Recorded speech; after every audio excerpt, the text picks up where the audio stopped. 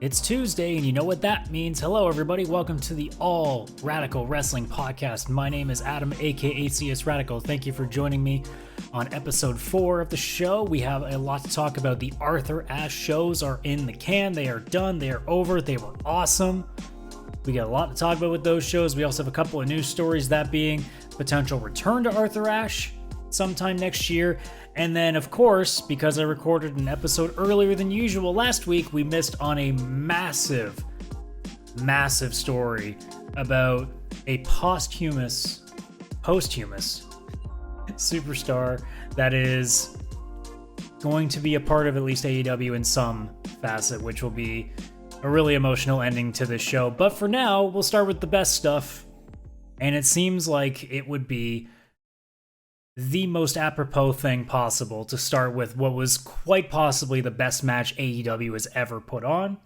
And scarier to think about that it might not even be the best one of this series between Bryan Danielson and Kenny Omega that we'll even get. So we started off Dynamite with those two, and as soon as I saw that, I went, damn. I guess I'll talk about it when we get to the main event, but I was like, oh man, they might actually be pulling a fast one on us here. Excuse me. But it was exactly what I thought it was going to be. It ended in a 30-minute draw, like most people figured it would, because it didn't make any sense for either man to lose that match. You don't have Bryan Danielson lose his first match in AEW. A name of that caliber should not be losing right away. You can't have a CM Punk losing to Darby Allin his first night. You can't have Adam Cole losing his first match. I mean, they put him with Kazarian, so I guess you weren't really worrying too much about that. But you can't have Danielson losing his first match. And Omega, he's already lost a singles match. He lost to Christian Cage for the Impact World Championship. You can't just have him lose a non-title match. That makes no sense either, especially when your goal, still to this point, is to get him set to drop the belt to Adam Page, whether that's Full Gear, whether that's Revolution, we don't know. It depends on when Page is coming back. Now, with the Dark Order imploding, you want to assume that that's going to be sooner than expected. Maybe it's even a triple threat. Maybe that's the big one. Maybe it's a triple threat at Full Gear with Page into the mix, and you can get him over with that. Who knows? There are a lot of directions this can go in. But let's talk about the match that happened on this episode of Dynamite. Obviously, the second the bell rung, the fans were just going bananas. Because, I mean, I'm sure they didn't expect that to be the opening match either. And as soon as they got Danielson's music, I'm sure they all went, oh, shit, we're getting this already? All right. But loud ass pop. Now, they also tried to get a you're gonna get your fucking head kicked in chant. They tried. They got enough volume that you could hear it, but it wasn't enough volume to be like a chant that you would expect. The clapping got over because that's what claps do, but the actual chant did not quite hit. And even to a point that Danielson in the ring was laughing a little bit because he could hear it and he knew what was going on. But that was a funny little moment to start off with. The second the bell rings and they lock up, the first lockup in that match, another explosion from the fans. This crowd could not be more excited for professional wrestling than they were on this night, which makes me wonder what happens if Omega Okada 5 ever becomes a thing, especially if it's an AEW. And I know I said Omega Okada 4 last time, but that's because I'm an idiot and always forget the G1 match. Forgive me for that one. But can you imagine like that first reaction of an Okada Omega match on AEW television? Well, you would assume it'd be pay-per-view. But then again, we got Danielson Omega on TV, so what do I know? But man, like this is a rival pop that I don't know if we'll be able to see. Now maybe something like a Punk Omega or a Punk Danielson can do it. I don't know. But man, when you're talking two of the best wrestlers today going at each other like that, it doesn't get much bigger than that. And I don't know where you go from here, I guess, apart from doing more matches. But again, let's talk about the match. So most of the beginning of the match, a lot of chops, a lot of kicks, a lot of woo for the Ric Flair chops, a lot of yes chants for any Bryan Danielson kick. And then Danielson was starting to work a bit of a heelish style. Now it's guys in the fact that he said he came here to beat the shit out of people. He's not here to be nice. So he was doing a lot of stuff you would expect heels to do, like, using the ring post and a lot of holding to the 4 counts. Like, I think he even held up, he's got till 5 to, I can't remember who was reffing that match, but I think he held up either the 4 or the 5 count just to be like, hey, I got time. But man, I love the style that he's doing here because he's basically saying, like, I'm not here to play nice. I'm not a bad guy, but I'm going to kick your fucking ass. And that is the kind of shit that I think a lot of people have been missing. That's why, like, we'll get to him as well later, but Malachi Black, similar story. He's a heel, but people love him because he's just an ass kicker. He's not necessarily like an over-the-top cheater.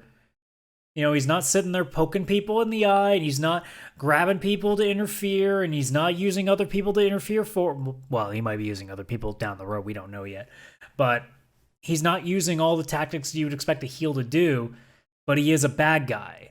But he's getting over. Bryan Danielson is a good guy doing bad guy stuff, but the fans don't care because he's just whipping ass. Sometimes, no matter whether you're a face or a heel, if you're just there kicking ass, the fans just kind of adjust to it. It doesn't matter the deeds that you do, whether they're good or bad. If you're just beating the shit out of somebody, usually the fans will like it. So many freaking chops in this match. Like, I wish I could, go back and actually like have the patience to sit down and like count them out. There were a lot of chops. Like, both men's chests were just destroyed by the end of this match. Bryan was a little more obvious looking, but either way. We did get a cattle mutilation in this match, and the fans popped really loud for that. Didn't get anything out of that, because, we got to have a draw here. But, man, like, that could be a submission hold that you see him use to actually get, like, actual wins from. Like, it isn't just the running knee. Like, he could pop that sucker out and get a tap. Like, you could see that easily because it looks like such a horrifyingly painful move, even though it probably isn't at all. But just the fact that he brought it out, like, I was so happy to see it because I was hoping it would happen because that's, again, one of those moves that WWE doesn't allow because it looks too violent or because of the name. I don't know. Like, they couldn't rename it. Whatever. But finally, Omega starts getting some offense in. He hits a Snapdragon suplex on the ramp, and Danielson, because it wasn't the normal ramp, it was the kind of like what WWE was doing for a while with the graphic board under plexiglass. So when Danielson was hit with the Snapdragon, he just slowly slid down it, which was such a great visual. That looked fantastic. And then Omega went to the top of the stage, and I went, oh, this is going to look good. And he charges down the ramp. Actually, my second thought was, don't slip, because that's going to look horrible. But he makes it no problem. Massive running start to a massive V-trigger. That looked great. And then I think at that point they went to picture-in-picture where Danielson was completely out of it. He couldn't make the 10 count, but Omega actually canceled the 10 count. Looking that, he may want to, embarrass Bryan, but he's also, excuse me, coughing is killing me right now. But he wants to show that he's the best bout machine. I would imagine that he wants to kick his ass in the ring and give him a proper loss so he has no excuses. Then we get a buckle bomb from Omega against Danielson that actually sent him over the top rope. That looked a little dangerous, and anybody, worrying about Bryan with his neck injuries and his concussions, like, yeah, that kind of got you a little bit worried about it. Don't worry, he also gave him an avalanche dragon suplex for good measure. So, I guess, Ibushi's not in All Elite Wrestling, so Omega has to give somebody potential neck injuries. I don't know. Although with that avalanche dragon, Bryan did fully rotate, so he landed more onto his arms to kind of brace the fall. So it wasn't that dangerous, but after that, we had Omega go for the One-Wing Angel, gets reversed into a Poison Rana. That looked great. Bryan went for the reverse running knee, but that was reversed into a V-trigger. That got a near fall.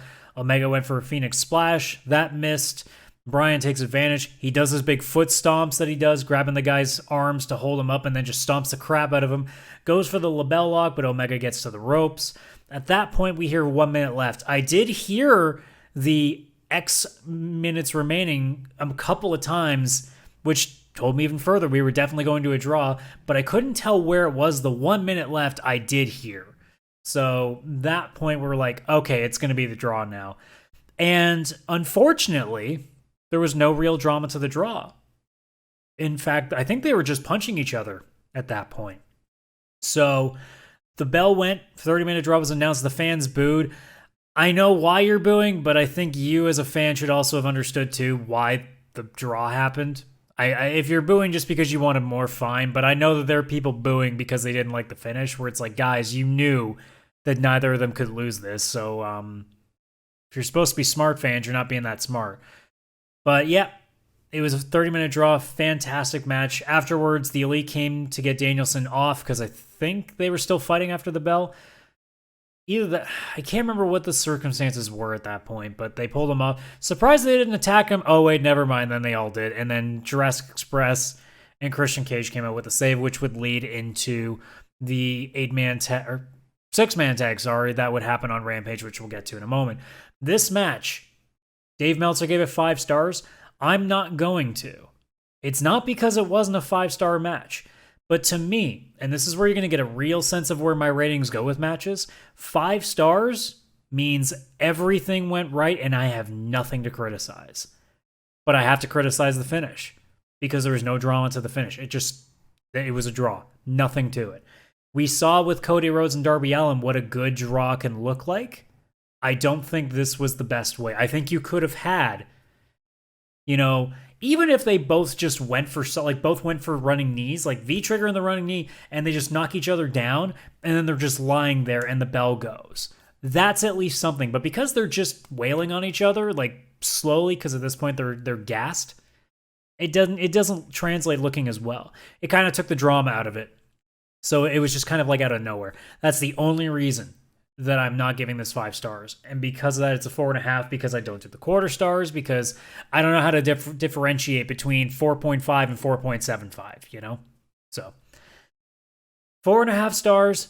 That was one of the best matches I've ever seen, biting the finish. That's it. Fantastic match. Right after that, CM Punk interview. Comes out, says, how the hell am I supposed to follow that? I agree. How are you supposed to follow that? But if anybody can try, it's him. Says it had been a long time since he's been in New York City, a longer time since pro wrestling has been in New York City. That is a very weighted comment. He says, yeah, he's pretty pissed off after what happened, with Hobbs and Hook and Taz and the rest of them.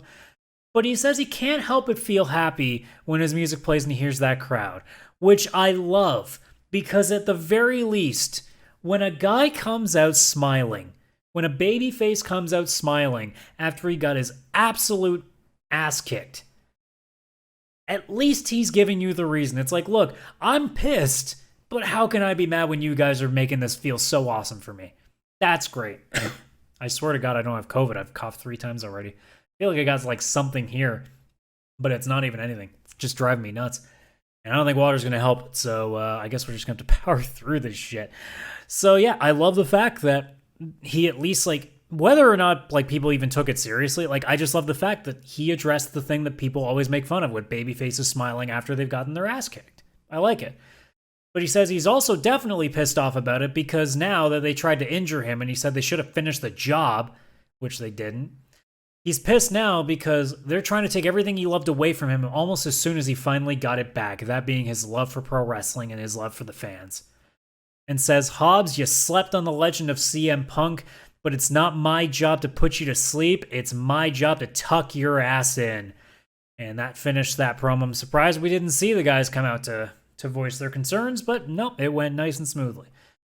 Then there's stuff that didn't go smoothly, so we move on to our next match. MJF up against Brian Pillman Jr. I said to you guys last week that this was the chance for Pillman to break out or to fall behind. And as far as I'm concerned, he fell back very short. So, first thing, like I just said earlier about Punk addressing the whole babyface smiling when he gets his ass kicked, Pillman does the thing that every fucking time that drives me nuts. He did attack right away, but he didn't have any fire with it. His punches looked so weak. that's the point where you just tackle the guy, you just start wailing on him, kick him, do whatever you want, take him to the outside, throw him into the barricade, all that shit. Didn't do it. Just some weak ass shit. Didn't work. At least he attacked him right away, but it was weak. It didn't look good. Didn't translate well on TV. I don't know what it would look like in person, but it didn't translate well to me on TV. And that already told me we're not in for a good match. This is not going to go very well. And at this point, the fans are already dead. You could tell the fans, like, even though they hate MJF, they needed a break. So they were struggling to really care too much. And I did too. So during the course of this match, like MJF using Julia Hart as a distraction at one point, it fails a second time, and Pillman eventually does, I think, hit him with a drop kick from outside, something like that.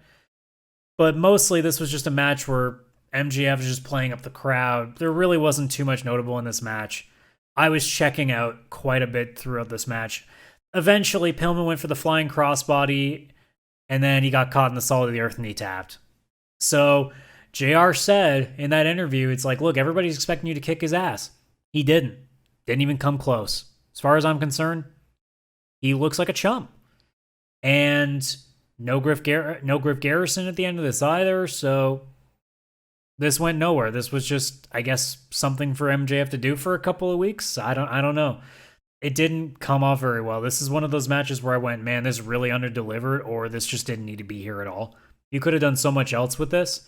Could have put somebody else in this position who maybe is more ready. I don't know. Like, I haven't seen a lot of Pillman matches because I know he worked in MLW a lot. So I haven't seen what a lot of his single stuff or even just a lot of his stuff in general look like.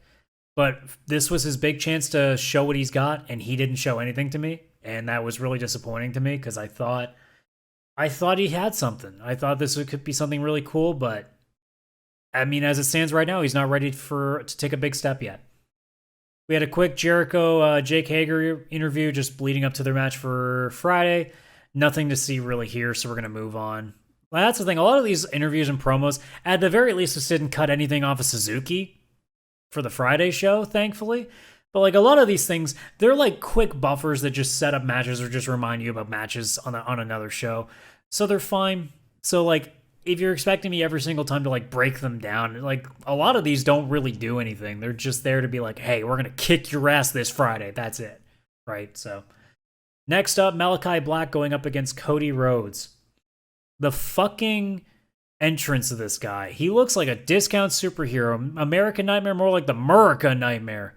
I saw a lot of people, like, again, bringing up the Homelander from The Boys thing. I haven't watched the show personally, but I have friends that can't shut up about it. But it's not my thing. But, like, he looks like a guy that you're supposed to boo. And that's what the fans did. Because, like I said earlier, they like Malachi a lot. Not just because he used to be Aleister Black in NXT, but because his character is badass, it's cool, it's actually doing his job, and when he's in the ring, he whips ass. So how do you not hate it? And he's not doing anything dastardly. He's just kicking ass. He's just beating the shit out of people. How do you get mad at that? He hasn't done anything horrible yet. So the fans were booing quite a bit, especially at his entrance. Like it was a very mixed reaction at his entrance, but Brandy Rhodes came through the heel tunnel, which was weird. So that was an interesting touch there. I don't know if that means anything, but that was interesting. They did cheer a little to that. Black comes back. He's back to his fight shorts like he did in night one against Cody. He's not wearing the trunks like he did in his last couple of matches with Big Shotty, Brock, and Dustin. For the first, I don't know if this has always been like that. I don't think that it is. I think this is the first time he did it. Black's eye had a red eye contact in his eye this time instead of the usual white one. So that was interesting. I don't know what that's specifically supposed to mean in this case, but I thought that was a very interesting touch. So at this point, they fight for a little bit. Black's kind of taking a little bit of advantage into it. He does the sit down when he does his little moonsault into the ring, back into the ring to fake him out, sits down. Brandy gets in the ring and sits down and flips him off, and Black laughs. I'm still torn whether I like that moment or not. Not like it was a funny moment to watch, like Black just being like, oh, fuck you, like basically just being like, oh, I love this. And I'm sitting here being like, bitch, you're supposed to not be in the ring. Why is the ref not stopping you? Why is the ref not kicking you out? Like, that's weird. You're not supposed to get in the ring. It's one thing to be on the apron. It's another thing to get in the ring. That was a little bit weird. At this point, it's very obvious that the fans do not like Cody. Now, here's the thing. I guess I'll address this right now. I believe at this point in time that Cody is transferring himself into being a heel. I think at this point that the Homelander comparisons is not by chance. I get the feeling that he's actually turning himself into a character that on the surface is a good guy, but is actually a piece of shit. Now, he's not going to murder as many people as Homelander does. Maybe not murder at all. Maybe he might bury a few people, though. Well, we'll see. But Cody, I don't think at this point is actually a good guy anymore. And any fan that treats it like such and claims to be a smart fan is not a smart fan. I think that this is Cody slowly turning heel, and Malachi getting into his head is a very interesting way of going about it. But the fans don't like him. Now, I guess this ultimately asks the question, does Cody deserve the hate that he gets? The short answer is no. I don't understand the hate. He's not John Cena, guys. He's not Roman Reigns. AEW isn't pushing us down our throats, because if they were, he would have won against Chris Jericho for the AEW Championship. He would have won against MJF. He would have won against Malachi Black. There's another name in here that I'm blanking on right now, but he would not have lost the TNT title to Darby Allin. There's 4 examples right away. He wouldn't have lost those matches if they were pushing him down our throats like they did Cena and Roman and anybody before that. So that comparison leaves. Now, if you don't like his character, well, he's a good old American boy, so maybe you just wouldn't have liked the old, Mid-South stuff. He's just an old school, good old American boy babyface. It's not meant to be anything crazy. He's not meant to be an ass kicker. He's just a good old boy. Doesn't resonate with you? Okay, no problem. But in terms of does he deserve the hate that he gets? No. I think it's just, again, they don't want, they got to hate somebody at the top because it's wrestling fans. You have to hate somebody who's got a top spot because you think that X person should be in that spot instead of them. Well, you're certainly not going to hate on Omega because that means you hate on Meltzer and everybody else in the smart fan aspect, which tips the fact that you are probably more like a Cornette yell at clouds guy, in which case nobody cares about what you have to say. You can't hate on the Bucks because they actually are really goddamn good. You can't really hate on, Darby or any of the other guys that are way at the top. I mean, when it comes to the EVPs, all that's left is Cody. And it's easier to take Cody in there because his character isn't as nearly over the top and his moves are pretty basic. Like, he's an old school guy. He's not doing flashy, crazy shit. He's just an old school character. So it's easier for people to go to that because then they can say, oh, he doesn't do that much and his character's kind of bland. You can make all those comparisons and it's an easier target than Kenny, who has an unreal moveset and an unreal character. You have the Bucks, who have this ridiculously shit-eating grin heel character with this amazing, unique moveset. It's kind of hard to go against those guys if you're an AEW fan. But Cody is easier because he's a style that isn't necessarily the indie wrestling style. That's it. And he doesn't deserve the hate because of that either. It's just fans that feel, they probably still have that bit of WWE DNA in them that tells them they have to hate somebody at the top because they're not doing their job if they don't hate at least one person at the top of the card. So that's all I got to say about that. But back to the match after that little aside. He does hit I don't know, I can't remember if they're calling it the Black Mass or not. I don't know if they are. I don't think they are, but I can't remember. But he hit the kick, but Cody rolled outside the ring, and Black can't pick his lifeless corpse up to get him back in the ring, so that was a good move there. Eventually, though, Cody just wakes up and starts targeting the leg of Black like he'd never been knocked out. That was it. That was weird. Was he playing possum? Don't know. They don't really address it, though, in the commentary, so my gut tells me no. He just decided, I guess now's my time to wake up. Black kicked out of the Cody... Is it the Cody Killer? Whatever is the springboard... the Cody Cutter. Not the Cody Killer. There we go. The springboard cutter. And then the Crossroads in a combination. Black actually kicked out of it. Now, At this point, Arn Anderson got up on the apron, which is usually something a heel does. So that's interesting. And then he moves to go around the ring post and falls. Now, I thought that was what was supposed to happen. I thought that what they were going to try to do to mess with Cody and give Black a chance to recover was have Arn, fall down and get Cody, to be completely unfocused, and then Black hits him with something. It's kind of what happened, but not in that order. So Cody does go and check on him.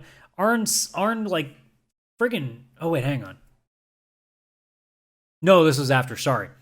He gets back on the apron, and then Cody, I think, went to throw Black into the ropes or something, and then Black turned it and threw him into Arn, and that knocked Arn off the apron.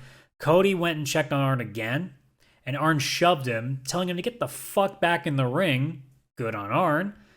And then Cody, at some point, when he's taking out Black in the corner, the ref tells him to get off of him, and Cody pushes the ref.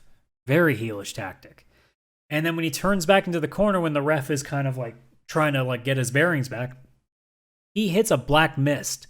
Black comes out with the old Black Mist and hits a roll up for the win. Now, he didn't really hit Cody. He hit him more in the chest and the neck, because when you look at Cody's face, there's almost nothing on him. So that's kind of a shame, but it is what it is.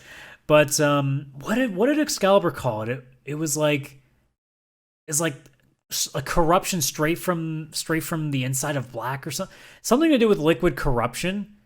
And I like that that's the way they're going to probably go with Cody's heel turn, is that they're going to say, oh, it's the corruption from Malachi Black, even though at this point already Cody's a bit of a piece of shit, as this character's been kind of establishing for the last little while. But yeah, that was the finish. Roll up for the win. I thought it was fine. It was just a little bit above average. I gave it only 3 stars. I thought that there was a lot of downtime in this match that kind of kept taking the pace away. But they told a decent story. The Arn stuff was a little bit strange. It kind of distracted for a little bit too. It probably would have gotten up to 3.5 stars without the distractions there. But this was a serviceable match. I'm glad that the right guy won. I was thinking the entire time that Cody wasn't going to win that Cody was going to win the match, and that didn't happen. So I'm okay with that. I will take that finish. I'm not going to be too upset with that. Quick Miro Sammy Guevara promo. Basically, what's going to set up for Miro against Guevara for the TNT title. Next up, we had Sting and Darby Allin going up against FTR. This was a really fun match. FTR coming out with NWO gear on. Fucking fantastic. At some point, this was just a really solid tag team match. I don't have a lot of notes for it because there weren't many heavy, cool things to point out. But this was a solid match. There was not downtime that was taking away from it. Distractions were not taking away from it. Everything was working as it was supposed to. Now, at one point, Darby went for a coffin drop to the guys outside. He got caught and then was basically thrown face first into the apron. That didn't look like fun. And at one point, because you got to reference WWE at some point, Dax has Sting in the ring. He has him, I think he's about to pick him up, and he does the trademark Undertaker, tongue out and saying I'm gonna giving the thumb to the throat, this guy's dead. And he went for a tombstone. No, he didn't hit it, but I like that touch there. That woke the fans. If the fans weren't woken up yet, that woke them up, because they went, whoa, whoa, whoa, whoa, you can't do that kind of reaction. But yeah, that didn't go anywhere. At one point, I think it was Dax, he put a chair in the corner, he stuck it between the middle and top rope. He tried to lure Sting in, that backfired, but they were able to recover from it. Dax goes, they didn't recover. It backfires. Dax goes through the chair for a roll, but misread my own notes. That's how bad I am sometimes. English is a hard language, And then they go for a roll up. That gets a near fall.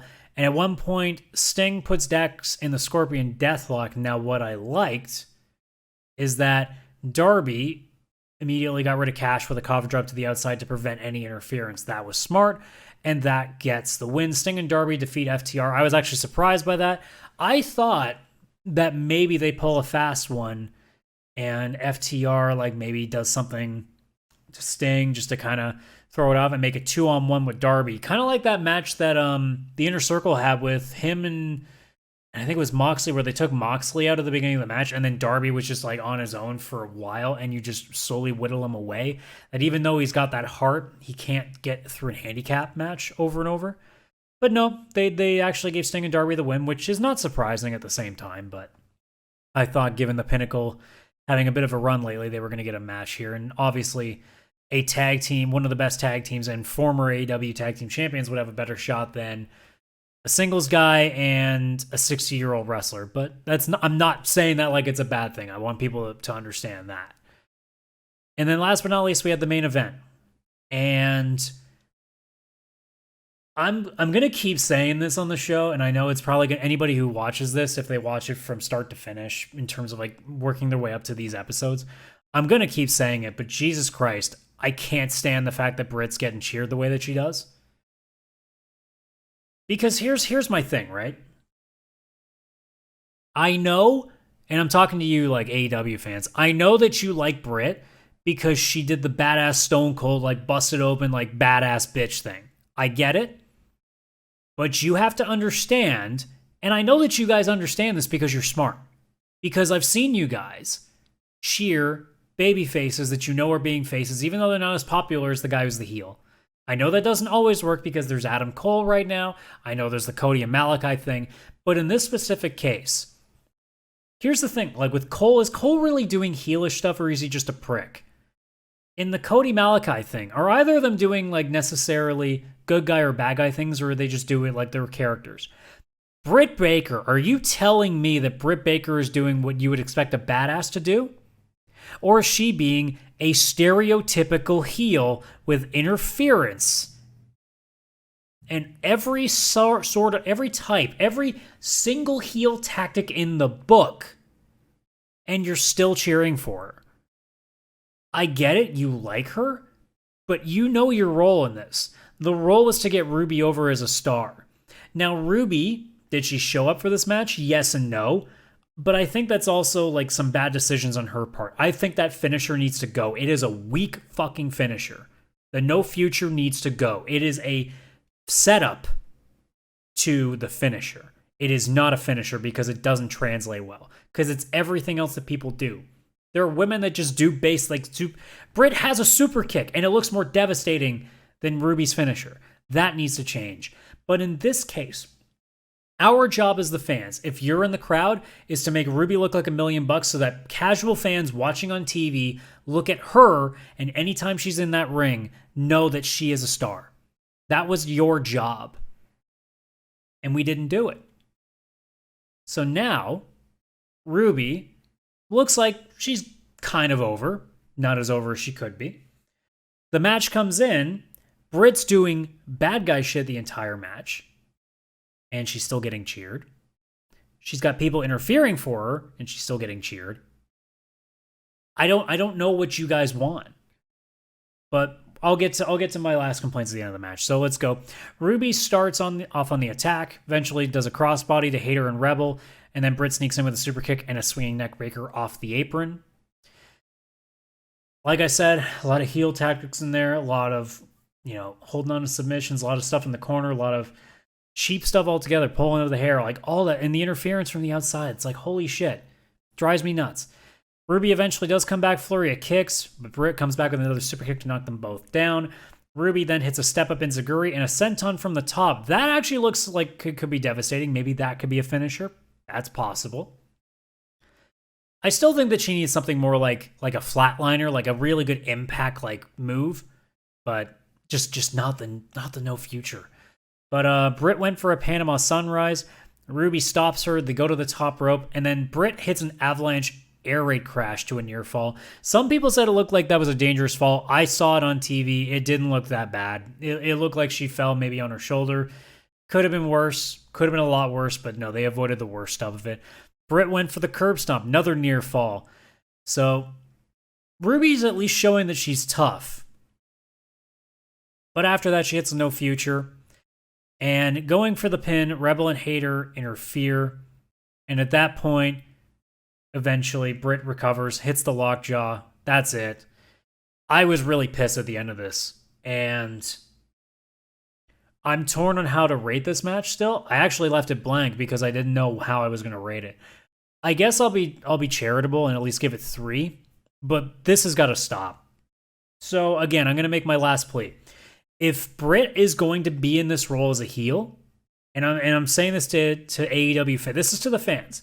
If Britt is clearly a heel, and I don't mean Malachi Black heel, I mean poke in the eye, hair pulling, grabbing the tights, interference all the fucking time heel. If this is what Britt Baker is, fans need to kind of cut this shit out of cheering for, because it's going to really hamper any babyface that's trying to get over on the roster. I know that you guys want Thunder Rosa to be the one to beat her, but you got to give other people their due. You got to give them those cheers so this women's roster that we always seem to bitch about how bad it is makes them look better. But if you guys don't cheer for the goddamn faces in this match, how's this division going to look any better? Because the perception on TV is going to be that they aren't doing their job. It's going to be that they're not doing the best. Now, I'm still going to be critical of Ruby because I think she needs to get a little bit better in terms of her impact. This might just be because the WWE style that she's been working for so long kind of hampered her. Maybe she's got to relearn how to wrestle again, like just to wrestle a harder style. Because we see it with people like Anna Jay and Jamie Hayter and Chris Statlander. It's doable. We got women that can do it, but she's not doing it. And then this goes to AEW. Tony Khan, just turn her fucking face already. The fans clearly do not want to boo her. So you need to turn her face as soon as possible. Get the title off of her. Whether it's Hater and Rebel finally just say, oh, like she loses to Rosa. I don't know when, Full Gear maybe. And then they try to recover. Britt's trying to do her best to get back into it and she can't. And then they just go, screw it, you're not the person that we thought you were. And Jamie says, you know what? I'm the future. We need to kick you to the curb. You're not it anymore. Make her face. I know that you tried to make her face the first time and it didn't work, but it's very obvious that the fans want to make her a face. I personally don't know what it is that fans see in her as a face. I think they're just seeing the Stone Cold Steve Austin stuff. I think Britt, the character that she has displayed throughout this entire thing, has made it very obvious to me that she is your de facto heel. She is your MJF. But the fans want to cheer her. I'm not against the fans cheering her, if that's what they want to do. But you got to make her a face then. If you're going to keep her as a heel, that's why I'm telling the fans, you the fans, to not cheer for her, because you're screwing over a lot of faces that are trying to get over. So it's catch-22, right? It goes both ways, right? If she's a heel, you gotta kind of chill with the cheers and make sure that the faces are getting their due, so it looks good. You want to get this product over. You want to get this division over. You gotta get some names that have some value, that have some recognition. Because if a casual person turns on the TV and you're cheering for the bad girl, they're gonna sit there and be like, "Oh, I guess the women on this roster aren't any good. They're cheering the bad guy." And then for AEW, if you can't ignore these cheers, you just got to turn her face. Like, it seems like you can't get out of it, no matter what you do. She's doing every heel tactic in the book, and they're cheering her like she's the fucking queen. There's nothing you can do at this point. So turn her face already. Get the belt off of her and get this process going. Because I'm sick and tired of these matches with girls that I like. Ruby Soho. Well, I guess Red Velvet doesn't count. Red Velvet, I'm not too big a fan of either. But you have like Riho, who got nothing. She doesn't exist anymore. Hikaru Shida, yeah, you know what? Here's my bad pun for the day. Hikaru Shida, more like Hikaru, she doesn't exist. And when she comes out on Dark, doesn't seem like the fans care for her either. It's because they're too busy cheering for Britt. I'm telling you, turn her face, get Shida out there turning heel, get a stable going behind it, get the women's fucking stables too, by the way. And let's get some stories in there. Let's stop wasting time. But in terms of like, oh my God, this was a bad main event. I don't care what anybody says. This as the main event sucked. I know the championship, if you have a championship match and it's the only one, it probably should be the main event. But as a main event, this sucked. because it was frustrating to watch. Because I can't stand. Now this is not kayfabe. This is not me being like, oh, the dastardly heels cheated. No, it's the dastardly heels cheated and there was a pop for her winning. So my brain is just like, I don't fucking get it. So it's a matter of like me just not enjoying the fact that fans are cheering for this 100% heel and like asshole heel. We're talking MJ, like again, we're minus the really really cheap heat like burns that he does. She is MJF in the ring. Every cheap tactic. And you're still cheering for her. I don't get it. But as a main event, like it was just frustrating to watch, and I left the show angry. Not angry because the wrong person won. Angry because I had to watch what I thought was a babyface get absolutely robbed of a title win, and one with the story that Ruby's had, by the way. And the fans popping for it like this was what they wanted. That looks horrible to me on TV. So I'm not happy about that. And I don't care. Like if you guys want to put in the comments below if you're watching on YouTube or at me at CS Radical on Twitter, or even email me at allradicalwrestling@gmail.com. I'll put those plugs in at the end anyway. But if you want to tell me how wrong I am on that, go ahead and give me some reasons, because I'm willing to hear you out. But this is the point now where I'm like, guys, I can't get behind this shit. I don't get why this is a thing right now. This really shouldn't be a question anymore. She's a heel. It's obvious she's a heel. Why the fuck aren't we treating her like one? Now I'm about to go on a Rampage and talk about Rampage. Opening match. Again, they pop out the big star right at the very beginning. CM Punk against Powerhouse Hobbs. The noise for the It's Clobbering Time. Woo! That was impressive. Arthur Ashe, by the way. That seems like a perfect stadium for wrestling. I saw the overhead shots of how it looked inside, and then obviously seeing it on TV. How the fuck has WWE never thought to use that venue ever before? Holy shit, it's perfect. Like, it looks fantastic. Now, you might not be able to have the billboard up top like AEW usually does. They'd have a different setup, but they made it work, and it looked fucking awesome, and the sound in there was fucking awesome.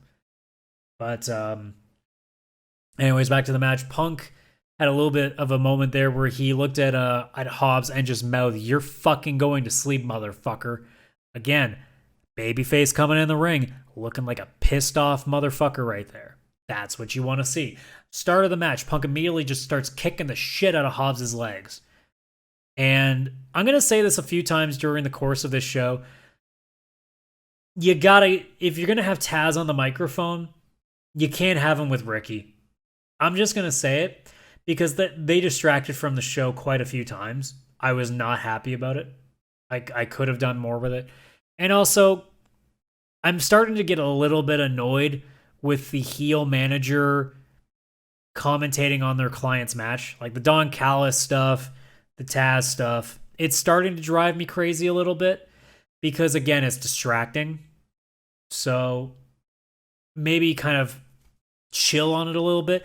If you got to do it for a pay-per-view match, fine. But I don't want Callis on commentary every time the Elite are doing something because it kind of takes away from it. I'm sure some people will say the opposite. I think more often than not, he's adding to the match. But there are points where the distraction is just too much to bear and it completely takes me out of it for a moment. And this happened in this match. And I might have had in my notes where it happens otherwise in the match, in other matches on the card, I should say. But it happened a few times on this specific show, and I could have done without it. But anyways, going back, Punky out working on the legs. Eventually, Hobbs starts getting some offense in, and then it goes to the old school, just power game, just hitting big moves. Punk stays down for a bunch of times, just isn't going very well for him for a while. Takes it into the break, just keeps playing it, like just wearing him out. The fans were starting to get a little bit restless, which I don't blame them. But again, remember, a lot of this crowd is a very indie crowd. They got to remember, they got to get used to the old school mentality sometimes. And Punk is not going to be wrestling indie style anymore, guys. He's going to be wrestling old school style because that's what his body can keep up with. He might pull something interesting out every once in a while, but I don't think you're going to be seeing the craziest stuff, especially not against Powerhouse Hobbs, by the way. But Punk finally gets his win back. He goes and hits the big Macho Man elbow, goes for a go to sleep, but Hobbs counters with a great looking spine buster. That looked awesome. That got a near fall. Punk goes for a Hurricanrana on the top. This didn't go well. So Punk went for the Hurricanrana. Hobbs caught him, so he looked like he was going for a power bomb, but Punk still got the Rana off. But I think Hobbs slipped on the ropes trying to make the flip. So he didn't land to looked like he landed right on his head. And my first thought went right back to that match that he had with Dante Martin, I think on Rampage. Or it was either, well, I mean, it's either Rampage or Dynamite. What am I talking about? Where he got, I think it was Dynamite now that I think about it. Again, okay, we're moving back. But he got knocked loopy, and it kind of screwed up the rest of the match. I was worried about that right away. Didn't really. This time it didn't, so it looks like he probably didn't ring his bell this time. Punk went for a triangle choke. Hobbs picked him up and slammed him. That got another near fall. Hook tried to distract. Hobbs went to knock Punk over, I guess, and knocked off Hook. Classic thing. Hook's fucking over, by the way, guys. I really am surprised we haven't seen him in a match yet. They must really be waiting until he's ready to go. Because they're ready to go nuts for him. But Hobbs knocks him off. That's enough distraction for Punk to get him up, apparently without really any issue, to hit the go to sleep for the win. Now, at this point, I noticed that Punk looks like he either busted his nose or his lip because he was bleeding a bit. I don't know what it was from, but something happened. But yeah, pretty good, decent match. Another 3-star. It was fine. A little bit above normal. It's probably one of Hobbs' better matches. I mean, he's working with a guy that really knows what he's doing, but in this case, Hobbs and Martin could have been a really good match. It's just they got knocked so loopy and it just got really sloppy at the end. This one, it wasn't really too sloppy, minus the part where Hobbs nearly fell on his fucking head, but it did its job. It's strange that this was Punk's second match on AEW, I guess not television, but AEW in general. But I'll take it. It just means that probably next for him is Ricky Starks, and that should be probably a much better match. We got a quick Thunder Rosa, Jade Cargill, Nyla Rose promo. I guess that's leading to a triple threat. Maybe that's a number one contenders match of some sort. I mean, they don't do number one contenders matches. It's basically just what leads to the rankings. I would imagine Rosa will win whatever comes out of this. We move on to the Super Click up against Jurassic Express and Christian Cage. The Bucks looking a little bit more like their normal selves. We don't have the crazy, jewelry or beads or whatever on their faces. They don't have some wacky haircuts or facial hair. They're wearing their tights. They look like the Young Bucks of old. They look like the Elite Bucks. And you know how I said earlier about how the cheer for its clobbering time was really loud? Never mind. The Adam Cole Bebe chant was, I think, the loudest thing I ever heard. Holy shit. I wish I was in the building for that. Early on in the match, Christian having a little bit of fun with Matt Jackson. He was doing push-ups on top of Matt. Jungle Boy gets in the ring. He is so goddamn over. There's so much cool stuff that he did. This is later in the match. I'll go back to other stuff in my notes, but there was a point where he climbed for a Hurricane Rana on one of the Bucks, did it, and he landed perfectly that he was in line to German suplex the other who was in the turnbuckle. That was amazing. But again, Jungle Boy if this guy is not a future TNT champion and a future world champion potentially in the next 5 years, WWE must have thrown him a hell of a lot of money to get him to leave. That's all I can say about that. But it sounds like they don't want him because Jungle Boy even said himself that they didn't want him unless he put on at least another 15, 20 pounds, I think he said. So I don't think that's happening anytime soon. But considering how over he is, and WWE is probably getting tired of seeing their own stars get brought to AEW, maybe, who knows, maybe they start throwing money at guys like Jungle Boy. But back to the match. Luchasaurus got the hot tag, and that's what I remember from Luchasaurus. Lots of kicks, lots of heavy impact moves, and the crowd going nuts for him. That was what Luchasaurus was before his injury, and then he was gone for a while, and that kind of took the shine off of him. Now he seems like he's starting to get that back a little bit, and of course, being next to Jungle Boy, who is so over right now, is going to make it really easy to do that again. He chokeslammed Matt on. So what he basically did is he grabbed Cole, I think, by his neck, and then grabbed Matt Jackson by the throat and then chokeslammed him onto Cole's chest. That looked fantastic. And then the Bucks start throwing Cage and Jungle Boy off the stage to kind of get rid of them. With Luchasaurus left in the ring, which was still going to be a tough ordeal, they hit a massive combo. So Cole gets the Panama Sunrise off, which looked a little rough because the way that Luchasaurus had to be set up, it didn't make any sense. He basically just put himself in that position, so it didn't look great. But they hit the Sunrise. Then the Bucks get the BTE trigger, and Cole finishes him up with the running knee. I don't know if they've named that yet. I think it used to be the last shot on NXT. I don't know what they're calling it now. But that gets the win. At the end, Jungle Boy goes to like help Luchasaurus, just kind of like trying to keep him away. He's trying to protect him from the Elite. The Elite didn't actually do anything, which was surprising. But Cole did stare down Jungle Boy. So we knew that was coming soon, these two guys. I'm surprised that wasn't Cole's first match, but I guess they were trying to give him a warm-up beforehand. This was a fantastic tag team match. This was my favorite match on the entire card. Actually, well, I guess I'll just have to decide when we get to the main event. But I gave this one 4 stars. This was fantastic. This is everything I love about All Elite Wrestling, or like New Japan, tag team or 6-man tag match, especially with the Bucks involved, because it's just so much fun to watch. Then we get to a tag team match that, well, was not that much fun to watch. We had Men of the Year, Ethan Page, Scorpio Sky up against Chris Jericho and Jake Hager. And I know that this wasn't that great because I didn't have any notes until the finish. This was a very, very, very basic tag team match. And it's sad because I like Ethan Page a lot. I like Scorpio Sky. Neither of them did anything that interesting. Jericho didn't even do anything interesting, and Hager is as boring as it gets. So I don't hate Jade Hager, but I also still am kind of the guy that's like, you could have probably brought in a few different guys than him to be in that spot. But I'm not going to say a guy shouldn't get a job. So I'm not going to be that guy, but I'm not too big on Hager. But the finish comes when Lambert trips up Hager, kind of, and then Sky just gets a roll up for the win, which I can't believe that a man of his size can pin a man of Hager's size with the legs that he's got, even if he grabbed the tights, but fine, whatever. Hager goes to grab Lambert. Jericho doesn't punch him, which is annoying too. Again, if you're gonna punch the guy, stop pretending you're going to do it to threaten him. Just fucking punch the guy. I thought you hated him. Punch him.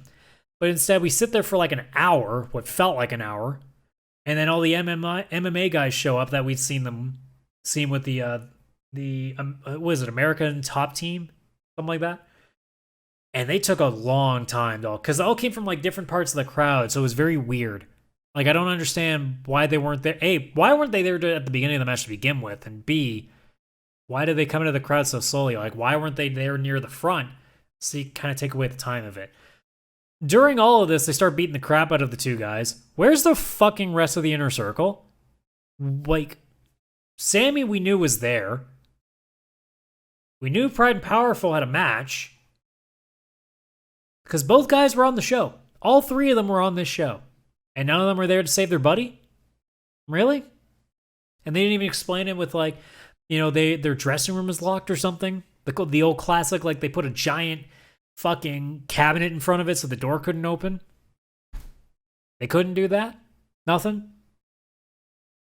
And then to end it off, Paige Van Zant does some basically nothing body shots. And they didn't look threatening at all. Not because she's a woman, but because she looked like she held back a lot because she probably could fuck up Jericho's rib cage. And then I can't remember what the guy's last name is. It's like Orflovsky or something like that. Orflovsky, I think is what they said. He just does a running knee to Jericho to kind of end that segment. This match is as basic as it gets. I didn't have anything bad to say about it. It was just basic as shit. It's 2.5 stars just for being as basic as it gets. But this was a nothing match. And I don't know where they're leading with the MMA guys getting involved, because if I'm UFC, I'm not letting any of these people get into a match and risk injuring them. Fuck that. Next up, Speak of the Devil, Lucha Brothers and Pride and Powerful against the Hardy Family Office. They literally were the next people to come out, and they didn't come out to help their friends. I thought the Inner Circle was fine, guys. You're not proving that very well to us. But it was another fun match. Not as good as the 6-man tag, but this was a fun match. They had a 4-person stereo suicide dive and moonsault, so 2 of them were on the turnbuckles, diving to the outside with the moonsaults. The other 2 came through the ropes. That looked fucking awesome. And then a weird moment happened where Hardy grabbed Ortiz's like braided ponytail and went to cut it. And he's sitting there like, I'm going to do it. And we're all sitting there be like, fucking do it. And then Orange Cassidy comes out. Evans goes out to like, I guess, deal with it. and Cassie just gives him the orange punch and then leaves. Doesn't go after Hardy. Hardy doesn't follow him, at least that I didn't notice. Also, Hardy could have still cut his hair. He could have still cut Ortiz's hair. There wasn't anything stopping him. A little bit of a weird moment. During this match, I just left a note that'd be like, you forget because they're heels how good Mark Quinn is. Mark Quinn is just so goddamn unreal. Like, he's similar. Like, Dante Martin is now kind of taking the shine from Mark Quinn, I think, because Dante Martin can get air that I don't think anybody can get. I think the guy literally has fucking... I think the guy was born on the moon and he just carried the gravity with him. But, you know, Mark Quinn still has an amazing agility, and I know a lot of people like him as heels. I still kind of think they're better off as good guys because I think just their skill set works better that way. Either that or they just need to get away from the HFO because they... Honestly, you know what? Yeah, they could be heels. They just need like a big buff guy as like their security to kind of interfere and get in the way of stuff, and then just them just to talk mad shit. Like, they can be the Acclaimed with an extra muscle, you know? But I guess the Acclaim's already the Acclaim, so you got to be careful on not making two guys too similar. But I still like Private Party a lot, and I really did like them in the early going, and now they've kind of like faded into obscurity, mostly because they're in the HFO, which I'm going to be honest needs to go away. After this Matt Hardy OC thing, I'm assuming I assume this ends with Hardy getting his head shaved, even though after the match, I should say, he was interviewed, and he's forcing Jack Evans to be in that spot. I feel like there's going to be some way that they work this into it being Hardy anyway. I don't know, but like, it just seems weird. I can't imagine Evans getting his head shaved, and I certainly can't imagine OC getting his head shaved, so I don't know what the hell's happening here. But to get back to the match, it was finished off double package pile drivers. Again, try saying that 5 times fast.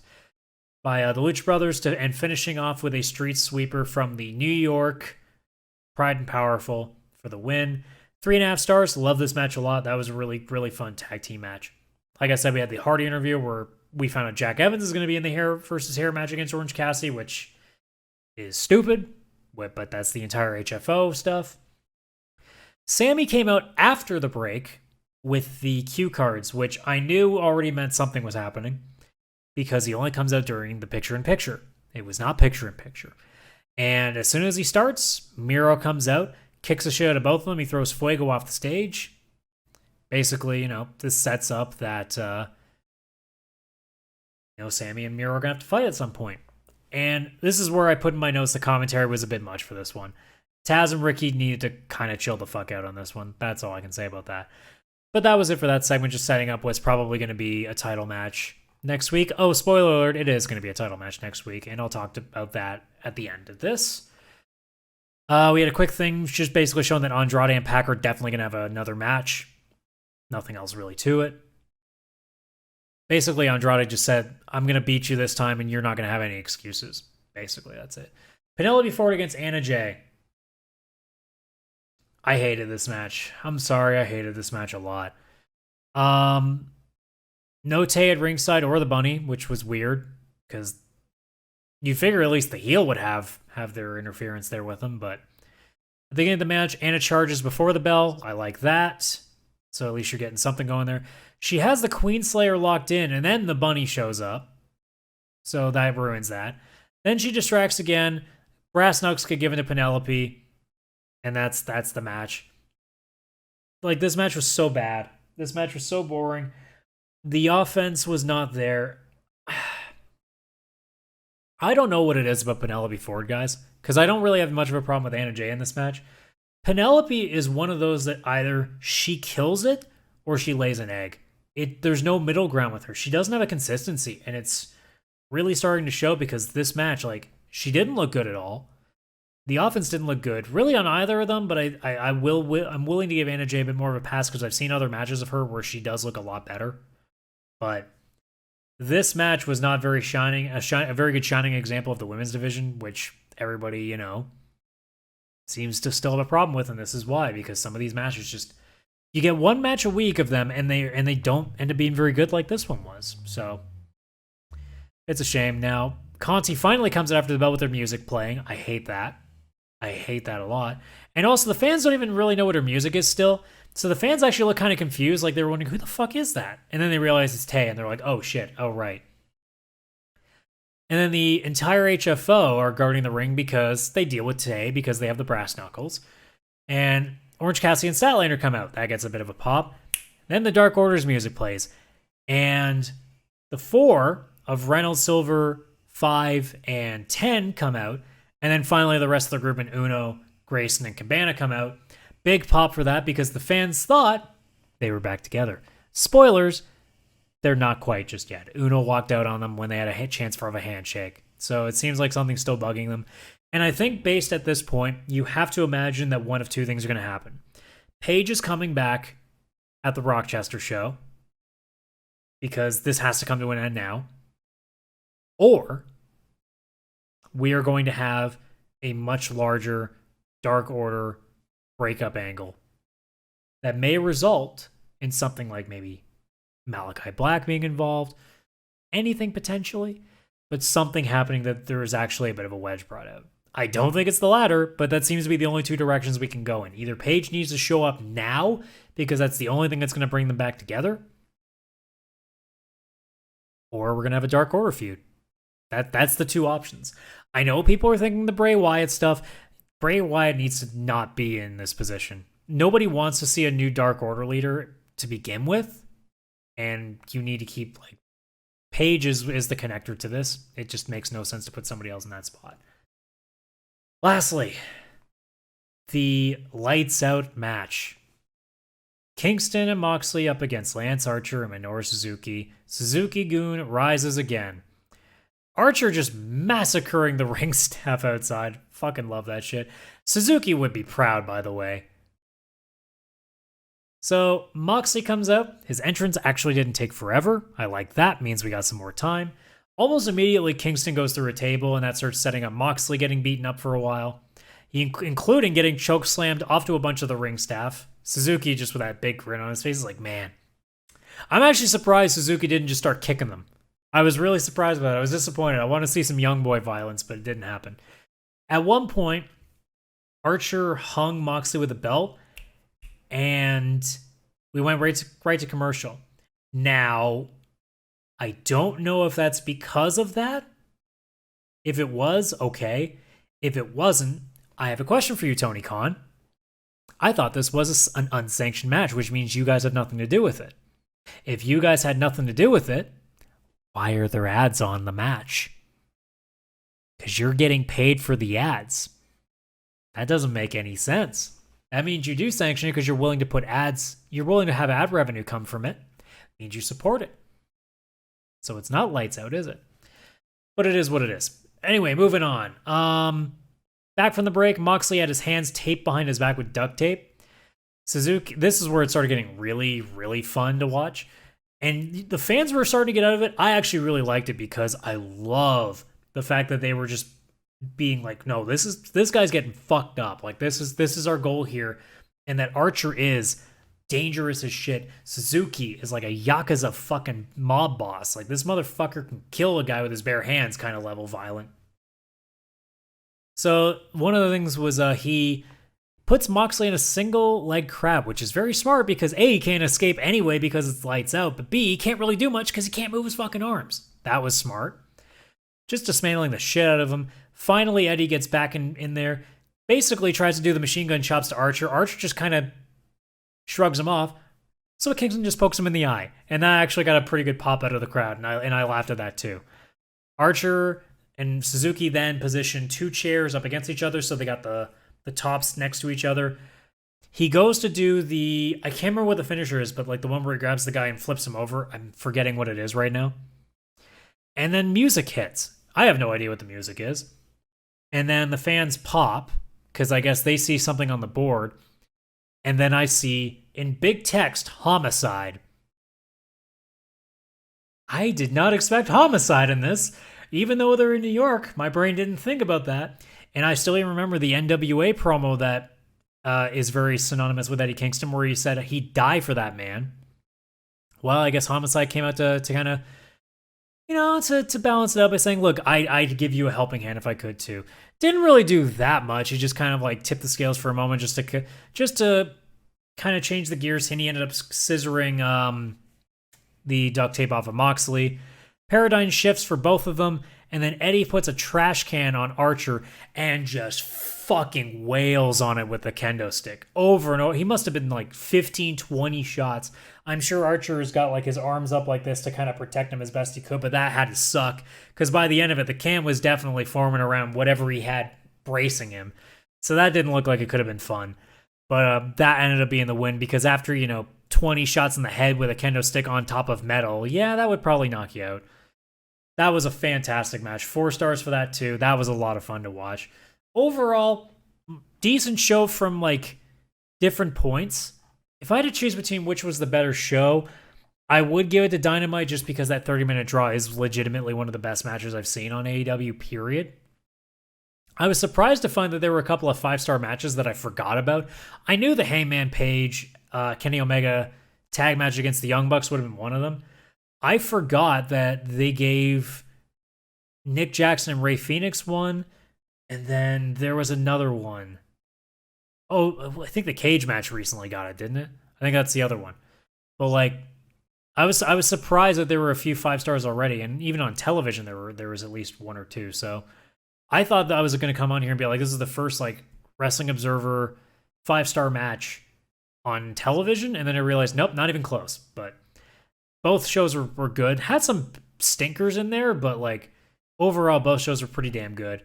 Now the rating was disappointing in some ways. They didn't beat Raw for the 3rd week in a row on the demo, which was disappointing. I wanted to see that continue, but they did, I believe, their 3rd best all-time rating in terms of the total amount. If I'm not mistaken, it was something around like 1.24, I believe, 1.24 million, which is still really good. I'm just waiting to see how long it takes till they go under 1 million again. And I'm still assuming it's going to happen at some point. There's going to have to be a dead week in there somewhere. But I want to see how long, like I said earlier, I believe it was last episode, that this could be, I want to see this be sustained above 1 million. I'd love to see that. I don't know if it can be, but I'd love to see it. So next week on our shows, we have Miro and Sammy Guevara for the TNT Championship, which I don't personally like. The reason for that is because, honestly, I thought Sammy would have been one of the guys you take the belt off with, and I don't think this is the time for Miro to lose it either. Which still makes me think Eddie might still have a chance of coming back, because if you remember a couple weeks ago, Miro mentioned that, he and Eddie weren't done. But that's yet been pushed to the side with the Sammy stuff. So I wonder if this is in between. If we get Miro and Eddie at Full Gear, I will go out there and say Eddie Kingston is about to win what might be his last major championship, and he well deserves that. But we'll see where that goes. But I don't think there's a chance in hell that Sammy Guevara wins now. I think Miro does take this pretty easily. Sammy's going to get some good... He's probably going to be the closest to winning out of anybody, but I think Miro's going to take this. Dante Martin and Matt Sydal up against Cody Rhodes and Lee Johnson. That's a very interesting setup, which proves my point that I think the Nightmare family is about to have a bit of a heel turn. I had an interesting idea. I saw people saying that now that he's gotten the mist, that Cody should start having the black around his eyes. Here's my idea. Take the tattoo on Cody's neck and slowly just put black makeup over it. And just make it seem like it's slowly going away. Like this, like the American Nightmare tattoo is what makes Cody Cody. Slowly black it out as he descends further and further into being somebody that isn't him. I think that's an interesting way of going about it. Cody's going to win this. There's no way he's going to not lose. Actually, that's a lie. They may lose the match because Lee takes the fall and Cody snaps. But I don't think so because I can't imagine Dante Martin and Matt Sydal getting a win either. So I'm not going to see that. Penelope Ford and the Bunny going up against Ty Conti and Anna Jay. Please, for the love of God, let this not be a bad match, because I think I'm kind of getting tired of this rivalry because they haven't really elicited very good matches so far. And then Jungle Boy up against Adam Cole, which is going to be fantastic. If that isn't a 4-star match, I'll be surprised. Unless they do some shenanigans to really take away from the match, I think this could be, bar none, match of the night, and could be match of the week, and could even be one of the best matches they do in a while on TV. This has a real high potential here. And then the only match we know about Rampage so far is that hair versus hair match of Orange Cassidy and Jack Evans, which you have to imagine Orange Cassidy wins, but we'll see as that goes. So we got a couple of stories to go on here. So the first one is that there is a pretty good chance that there will be another Arthur Ashe show. Now, this will probably be next year, but it's very interesting that, Arthur Ashe Stadium, like the venue itself, would like to see an event sooner. And if I'm Tony Khan, I take them up on that offer. Because the more times you can do New York, you do it. Now, obviously, you want them to do more shows. I think personally, if I was Tony Khan, you can't do all in Chicago. Maybe you do Double or Nothing in Arthur Ashe next year. I don't know if you do Dynamite there next year. I would try to do a pay-per-view there next year. Because it's a 20,000 seat venue. You can get a pretty big marquee match in there to sell that pay-per-view off. I think it would be pretty smart to do a pay-per-view there. But if they just do a Dynamite Rampage combo in there again, I'm not going to complain either, because the building shows that it's a fantastic wrestling venue. I hope that more venues that are a little bit outside of the norm get considered like this, because this works so well. The acoustics of the crowd in this show worked fantastically. It translated so well on TV. So I would love to see that.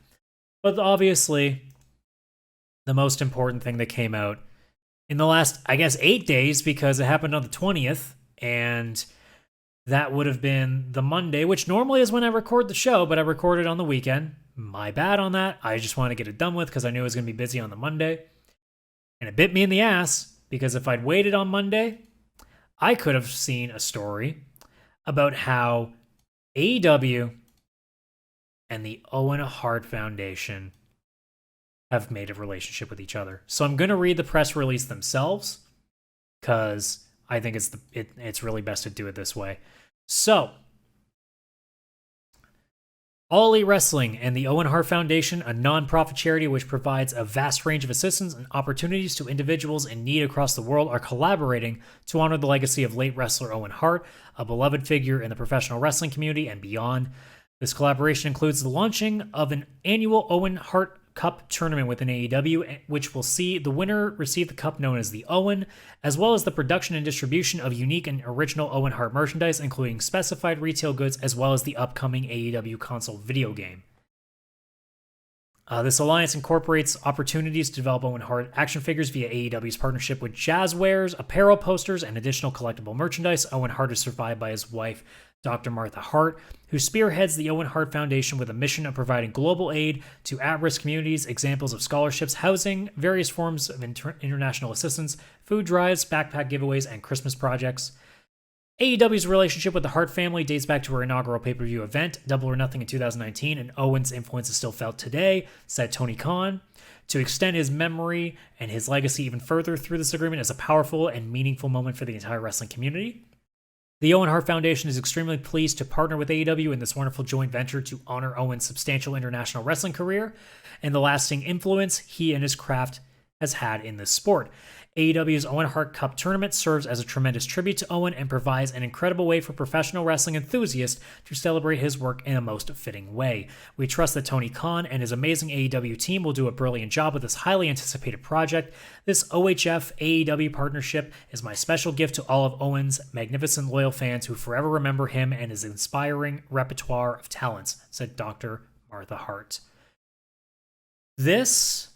When I saw this story on Monday, I paused. I legitimately stopped dead in my tracks, because if there was anything that I thought I wouldn't see ever again in wrestling, it was the name Owen Hart mentioned in any aspect of professional wrestling.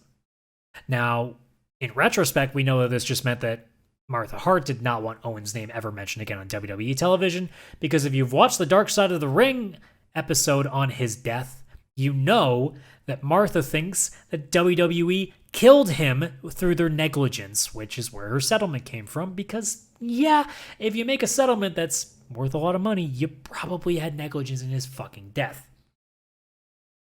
But a lot of us kind of just assumed at this point that she didn't want wrestling to be attached to her name anymore, which would have been understandable regardless. But now we have confirmation that no, it's just because WWE is a fucking shit company. And I will say that when it comes to this specific case, they milk the shit out of people after they die and make so much money off of their rotting corpse. And with the blood on their hands for Owen Hart's death, which I, not in the building, but I watched the pay-per-view live and found out when he died. As a child, that fucking really rang through me. And still to this day, I remember the clip of JR saying that Owen Hart has died. And it will live through me forever as a wrestling fan. No matter whether I'm watching wrestling actively or not, it does not leave me. And to see this happen in AEW, to see this partnership, you know, as a fan, I already love this company, and it just gives me more reason to think that I am watching the right company. Now, I keep in the back of my mind thinking, okay, what's the thing that's going to finally happen that screws all this up? What's the horrible scandal that's going to come out? But for now, I'm going to enjoy things for as they are, because we've seen CM Punk come back. We've seen Daniel Bryan move his way over. We've seen stories like Ruby Rose like find her love again for pro wrestling. We've seen Moxley feel free of all this stuff. We've seen guys like Andrade and Malachi Black come in and feel. Cody Rhodes left WWE and felt like there was a whole new world out there. Jericho found a newfound love for wrestling again, getting out of that cesspool. And more will come, because you see stories like this. You see stories like how they treated Brody Lee's passing. You see all the goodwill that they keep accumulating without a lot of scandals to go around with it. We know that there's stuff like Jimmy Havoc. We know that there was the Ric Flair thing that may never come to pass now in AEW. And we've seen all the booking decisions that have been pretty lousy that they've fixed. They have done everything in their power to, for the most part, stay out of trouble. Now, something might happen. Sometimes things are unavoidable. But at this point, you can come up with a million examples of things that can piss you off with WWE. What do you really have against AEW? Because at this point, a lot of guys are jumping ship because of how they handle Brody Lee. CM Punk probably doesn't go to AEW if not for the Brody Lee tribute. Same goes for Daniel Bryan. Or Bryan Danielson. I had to do that at least once. But I guess it was Daniel Bryan at the time, so it still counts. It's fine. And now we have the Owen Hart Foundation teaming up with them. There's no way for me to not say that we're on the right side as AEW fans. I don't like to play sides, but if I got to pick over one over the other, it seems like this is the one to go with. I just pick one side because I've tried to watch WWE in the last little while, and it's not as easy to do. I can watch 2 hours of Dynamite and feel like I didn't waste my time. I can watch an hour, or even in this case, 2 hours of Rampage, and feel like I didn't waste my time. I can watch pay-per-views, feel like I'm not wasting my time or money for that matter. And when I see stories like this with the Owen Hart Foundation, it really does warm my soul. Because to feel like Martha Hart is okay with professional wrestling in some aspect, when it's literally professional wrestling that killed her husband, professional wrestling is what killed her children's dad, I'd be really interested to see what his son and daughter say about it. I'm sure they would say similar things. I can't imagine I wouldn't be surprised if one of them came out and be like, I don't know if I really want to see his name attached to wrestling anymore because it's going to bring up bad memories. That'd be fine. But I think both of them would say no, this is a company that's worth, taking a shot with. And then to talk about the other stuff that comes with it. Obviously, Owen Hart being in a video game is pretty crazy. The amount of people that could possibly be in the video game is pretty crazy. Holy crap, the amount of major names that you could see in there. In terms of, I'm not even talking the roster, I'm talking legends, right? Holy shit. You've got... I'm trying to find an article that can give me just a better list so I can have, something there. But, man, there's so much potential for, crazy... Okay, this article is going to give me something to work with, but off the top of my head, obviously you go with who's in the company. Technically Owen, obviously, but then you got guys like Tully, you got Arn, you got Jake Roberts, You have Jerry Lynn. You have who else? You have Dean Malenko in there.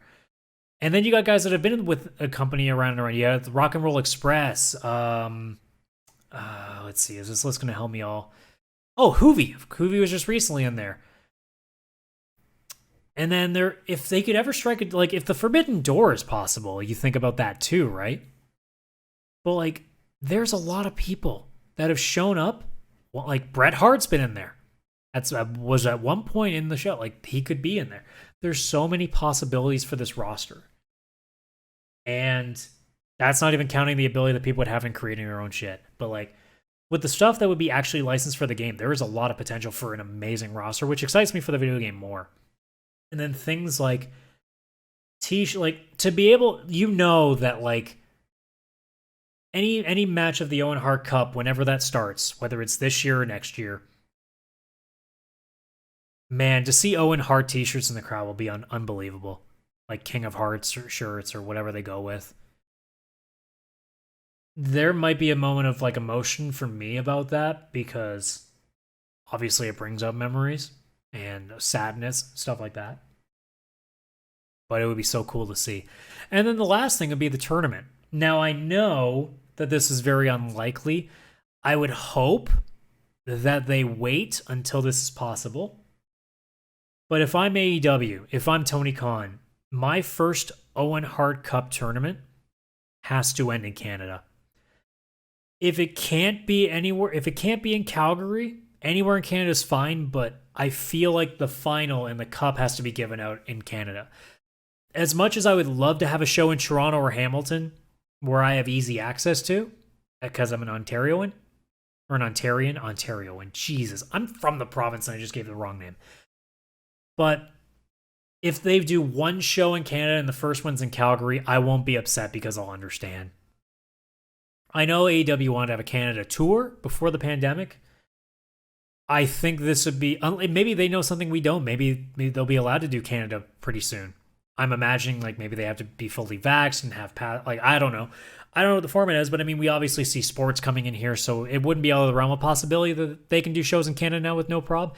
I mean, hell, I think indoor buildings right now for like the Toronto Maple Leafs, the Raptors, I think they can go to, it's either 8 or 10,000. I think it might be 8,000. I think, depending on how much longer you go through this, because I know, and I'm not meaning to go into a bit of a COVID aside here, but I know that potentially 5 to 11-year-olds are going to have the chance to be vaccinated in the next couple of months, depending on whether the Pfizer trials go through. Our vaccination rates are going up because the province recently just brought in vaccine passports. So the rates have been going up quite a bit. Even today alone, we had like almost 0.5% of the population that still isn't vaccinated yet, like get vaccinated and get their first dose done. So that's huge. So hopefully, we're going to be above 85% completely vaccinated pretty soon. And, you hope that as we keep going, more and more of the population is getting done and we're just more and more able to just say, well, we're in an endemic. We're just going to have to do the best we can with it and try to limit, as much of the spread as we possibly can, but we can't take away everything forever.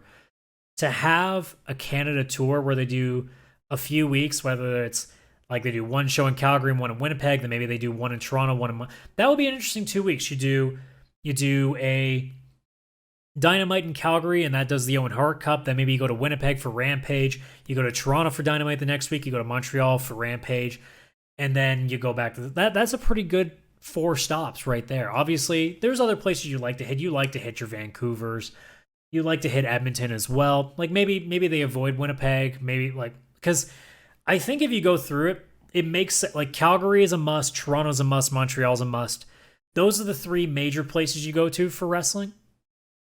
And then after that, it's a mishmash. But I just figured Winnipeg because you literally 2 of your biggest stars right now are from Winnipeg, so it would make sense.